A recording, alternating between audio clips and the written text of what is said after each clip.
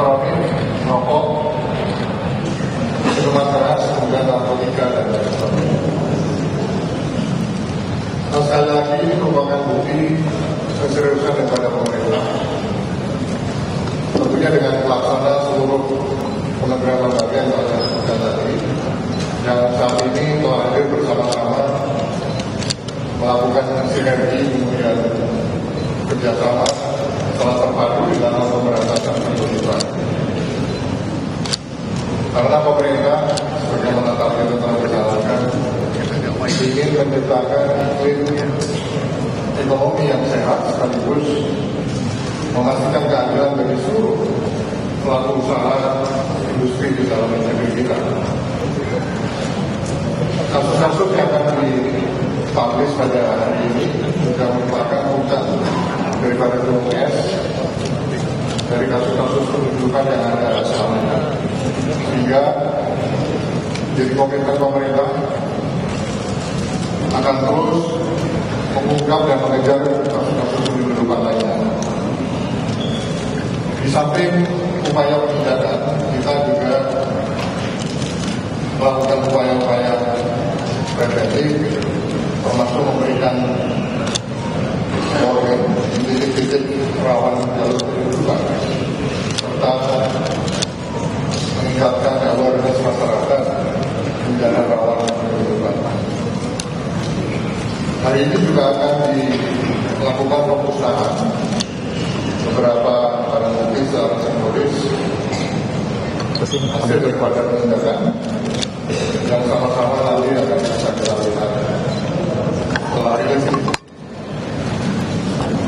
Oleh karenanya dekat speaker, tapi jauhin dari handphone ya, audionya di ini langsung cepat. Kemudian dari Polri, dari Kejaksaan Agung, dari TNI dan lainnya untuk menyampaikan keterangan terkait dengan hasil pengungkapan tindak pidana penyelundupan pada hari ini. Saya persilakan. Terima kasih Bapak Menko Polkam. Bapak Menko Polkam Jenderal Polisi Purnawirawan Budi Gunawan, yang juga disertai Pak Wamenko Polkam Bapak Letnan Jenderal TNI Purnawirawan Ludwig Frederick Paulus, Sesmenko Sekjen TNI Teguh, yang juga saya hormati Bapak Menteri Perhubungan yang hadir pada hari ini bersama Wakil Menteri Pak Dudi Purwagandi beserta Wamen, Kepala BNN Pak Martinus Sutong, Kepala PPATK Bapak Ivan Yustia Vandana, Kepala Bakamla Laksamana Madya TNI Irfan Syah, beserta Deputi Operasi Laksamana Madya Andi Abdul Aziz. Perwakilan yang hadir di pagi hari ini dari kementerian lembaga yang tadi disampaikan oleh Bapak Menko Polkam, dari Kementerian Perindustrian diwakili Irjen, Menteri Perdagangan oleh Dirjen PKTN, Menteri ESDM, Wamen ESDM, Menteri Pertanian Bapak Sudaryono, Wakil Menteri, Menteri KKP oleh Pak Wamen KKP, Menteri Lingkungan Hidup, Dirjen Gakum dari Pak Jaksa Agung diwakili oleh dari Jamintel, Panglima TNI diwakili dan Puspom, Kapolri oleh Bareskrim dan Dirtipideksus, Kepala BIN diwakili Direktur Indakop, Kepala Badan POM diwakili Sesama, dan Kepala bidang penindakannya, serta PCO Kepala Tenaga Ahli Utama. Bismillahirrahmanirrahim. Assalamualaikum warahmatullahi wabarakatuh. Salam, Om Swastiastu, Namo Buddhaya, salam kebajikan. Hari ini alhamdulillah kita bisa berkumpul di Direktorat Jenderal Bea dan Cukai untuk melaksanakan konferensi pers terkait penindakan dan penegakan hukum, terutama di bidang kepabeanan. Kami sampaikan bahwa kami berterima kasih kepada Pak Menko Polhukam dan seluruh jajarannya serta seluruh kementerian lembaga yang telah bersama-sama melaksanakan program Astacita Presiden Republik Indonesia dan melaksanakan koordinasi yang sangat baik yang telah diinisiatifi oleh Bapak Menko Polhukam dengan pembentukan Des Pencegahan dan Pemberantasan Penyelundupan. Dalam hal ini merupakan suatu upaya koordinatif di bawah kepemimpinan Bapak Menko Polhukam dan juga bersama-sama dengan kementerian lembaga terkait, di mana Direktorat Jenderal Bea dan Cukai menjadi bagiannya. Pada pagi hari ini, berdasarkan hasil program sinergi antar seluruh kementerian lembaga, kami akan melaporkan untuk periode tanggal 4 hingga 11 November saja 2024 telah dilakukan 283 kali penindakan penyelundupan. Ini hanya dalam kurun waktu 1 minggu antara tanggal 4 hingga 11. Telah dilakukan 283 kali penindakan penyelundupan, terutama dikaitkan dengan komoditas garment, tekstil, mesin elektronik, rokok, miras, dan narkotika dengan perkiraan nilai mencapai 49 miliar dalam 1 minggu dan potensi kerugian negara 10,3 miliar yang masih di dalam proses penyelidikan. Kami akan menyampaikan hasil pengawasan dan penindakan penyelundupan di bidang kepabeanan dan cukai yang dilaksanakan sejak Oktober hingga November 2024. Pertama, penindakan terhadap 4 kontainer yang berisi 1.628 koli pakaian jadi, barang elektronik dan kosmetik serta barang lainnya. Ini kejadiannya di Tanjung Priok, Pelabuhan Tanjung Priok. Modusnya dengan melakukan deklarasi yang salah atau misdeklarasi dengan menyebutkan barangnya adalah packaging karton. Nilai barang adalah 18,6 miliar dan potensi kerugian negara adalah 24,8 miliar. Kedua, penindakan 1 kontainer berisi 1.117 roll kain tenun yang masuk melalui kembali Tanjung Priok pelabuhan. Modusnya diberitahukan secara tidak benar, jadi misdeklarasi, sebagai aksesori pakaian jadi. Total nilainya 9,8 miliar rupiah. Potensi kerugian negara 13,3 miliar rupiah. Nah, sedang dalam proses penelitian.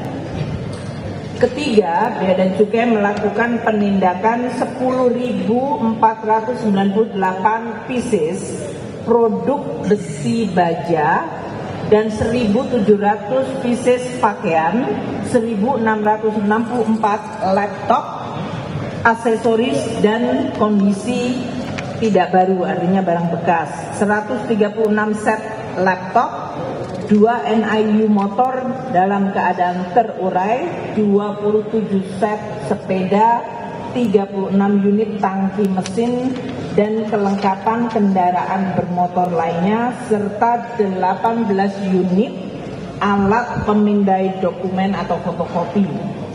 Modus dari penyelundupan adalah memberitahukan jenis barang yang tidak benar untuk menghindari larangan terbatas yang ditetapkan oleh kementerian terkait.